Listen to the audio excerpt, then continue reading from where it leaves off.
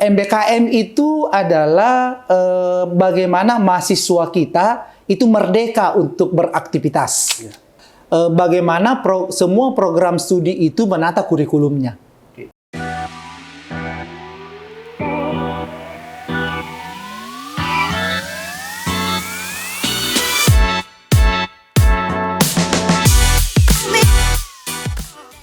Hai Sobat Unizar, selamat datang di Unizar Podcast bersama saya Adi Prayuda. Hari ini, Rabu 22 Februari 2023, Sivitas Universitas Islam Al-Azhar kehadiran tamu yang luar biasa dari Universitas Muslim Indonesia Makassar, Sulawesi Selatan. Bapak Dr. Insinyur Mais Ilsan MP. Selamat datang di kampus kami Unizar, Pak Dokter. Iya. Gimana kabarnya? Kabar baik, kabar baik. Alhamdulillah sehat ya. Alhamdulillah sehat. Gimana Lombok ini sudah berapa kali ke Lombok ini Pak Dokter? Kalau ke Lombok sudah beberapa kali, tetapi hanya transit. Hanya transit. Ya, transit. Bulan lalu saya dari Sumbawa, itu mengakreditasi program studi agribisnis Universitas Samawa. Oh, Universitas Ya. Samawa. Iya. Iya, jadi Pak Dr. Mais ini begitu padat jadwalnya keliling-keliling Indonesia ya. Sebagai asesor Ban PT juga, beliau adalah dosen di Fakultas Pertanian UMI, wakil dekan 1 dan seorang doktor juga ya, begitu padat. Jadi kami sangat beruntung sekali kehadiran tokoh yang luar biasa. Terima kasih banyak Pak Dokter. Jadi agenda Pak Dokter di kampus kami tentang MBKM dan OBE. Jadi begitu banyak kegalauan atau kebingungan tentang MBKM dan OBE ini, Pak Dokter. Mungkin Pak Dokter bisa memberi kami pencerahan yang sederhana mungkin dan singkat juga terkait dengan kurikulum atau filosofi dari MBKM dan OBE ini, Pak Dokter. Silakan. Ya, terima kasih. Saya sangat berbahagia diundang oleh Unisar terkait dengan kurikulum MBKM.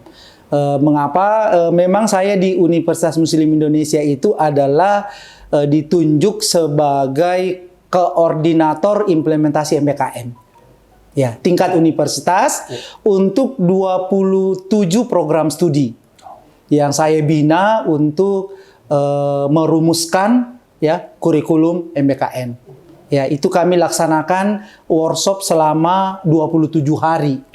Jadi dari fakultas ke fakultas untuk memberikan itu.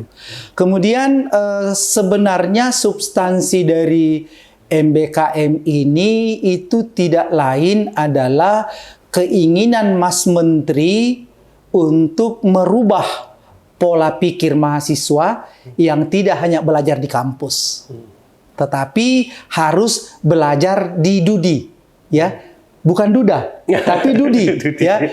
Dunia usaha dan dunia industri. Nah, itu yang dasar pertama. Kemudian MBKM itu adalah bagaimana mahasiswa kita itu merdeka untuk beraktivitas. Itu kata kuncinya itu. Merdeka untuk beraktivitas. Tetapi substansi MBKM itu tidak lain adalah bagaimana mahasiswa kita untuk merancang proses pembelajarannya. Tetapi universitas, fakultas, program studi itu harus punya kewenangan. Apa kewenangan dari universitas? Yaitu universitas membuat aturan tentang bagaimana implementasi MBKM. Kemudian fakultas bekerja sama dengan prodi untuk merancang struktur kurikulum MBKM.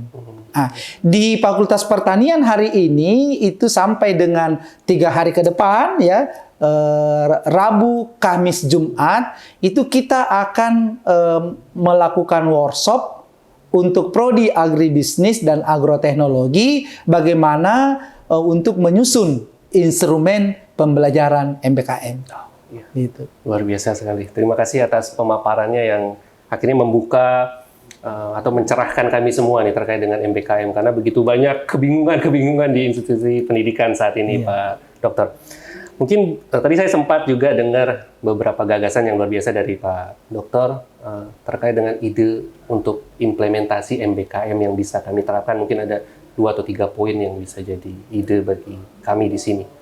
terkait dengan kebijakan apa saja kan mahasiswa nggak boleh terlalu merdeka gitu, nanti malah salah arah dari MBKM merdeka tapi tidak terlalu merdeka. Iya, terkait dengan itu kalau kami di UMI Makassar itu pertama rektor membuat peraturan rektor nomor 7 tahun 2020 tentang implementasi MBKM. Nah, output daripada peraturan itu adalah tingkat universitas menetapkan 4 mata kuliah MBKM universitas. Yaitu mata kuliah kemampuan kewirausahaan, kemampuan leadership, kemampuan IT, dan kemampuan bahasa asing. Jadi semua mahasiswa yang menempuh ingin masuk ke jalur MBKM, maka semester 5 wajib mengambil mata kuliah itu. Jadi 4 mata kuliah itu 12 SKS, kemudian untuk 8 SKS-nya itu tergantung dari jalur yang dipilih. Ya, karena pemerintah menyediakan 8 jalur MBKM, ya, maka program studi itu diberikan kewenangan untuk memilih salah satu. Iya, dari 8 itu memilih salah satu. Walaupun satu jalur yang dipilih, berarti itu sudah implementasi MBKM. Cukup satu aja. Cukup satu, ya. Dianggap mengimplementasikan. Dianggap sudah mengimplementasikan MBKM. Jadi tidak serumit itu sebenarnya ya. Cukup satu aja udah terimplementasi gitu ya. Oke, baik Pak Dokter. Saya juga sempat membaca di situs UMI bahwa UMI adalah perguruan tinggi swasta terbaik di Sulawesi versi LL Dikti wilayah 9 tahun 2020 ya.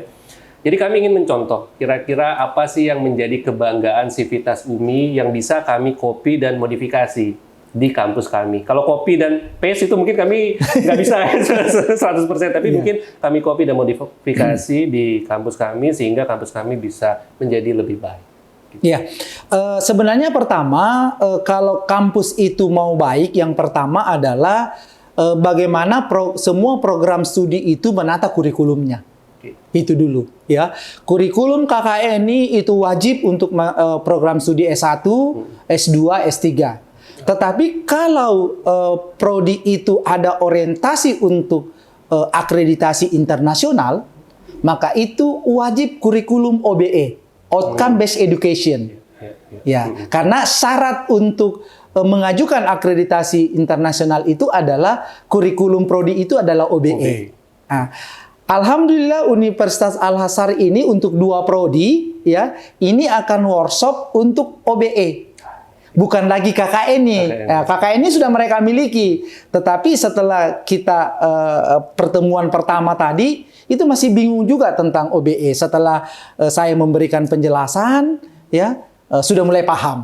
Ya, sudah mulai paham untuk itu. Kemudian yang kedua, setelah prodi itu menata kurikulumnya, maka aktivitas berikutnya yang harus diperhatikan oleh universitas itu adalah aktivitas tridharma perguruan tinggi dari dosennya. Yang pertama adalah melakukan riset, ya, melakukan pengabdian, kemudian pendidikan pengajaran itu sudah wajib, ya. Kemudian riset, ya, pengabdian dan pengajaran itu adalah hal yang mutlak untuk dilakukan. Kemudian yang ketiga adalah universitas harus memperbaiki sistem jaminan mutu.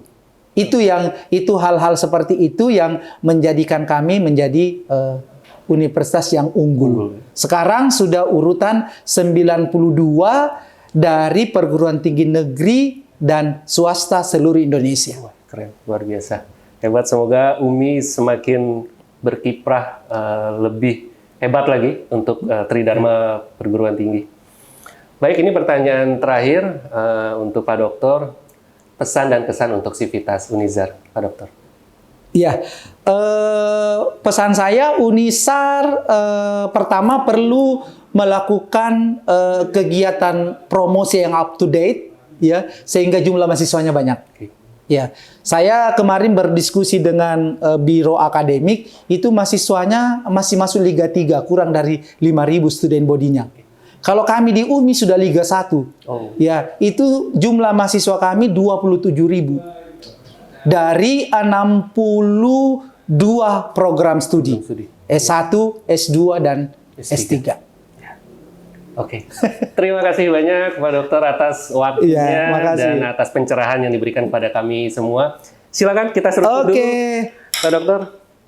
Ini kopi mudah-mudahan suka. Kita tos dulu. Oke, makasih. Oke, ya. Baik, Sobat Unizar, begitu perbincangan saya dengan Pak Dr. Mais Ilsan. Semoga bermanfaat dan sampai berjumpa kembali di Unizar Podcast selanjutnya. Dah.